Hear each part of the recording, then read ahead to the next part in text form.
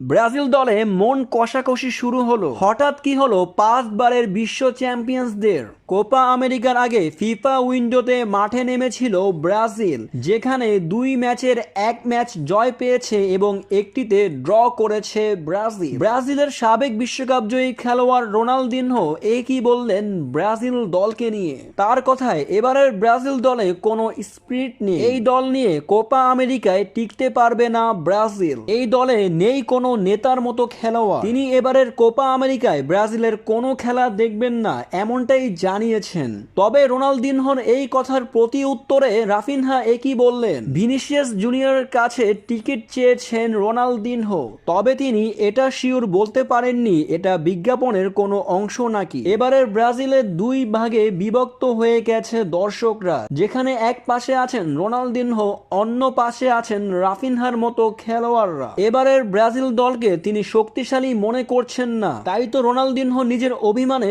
বলে ফেলেছেন তিনি কোনো খেলা দেখবেন না ব্রাজিলের, এমনকি উৎসাহ দিবেন না ব্রাজিলের হয়ে। তবে কি ব্রাজিল দলে মন কষাকষি শুরু হয়ে গেল?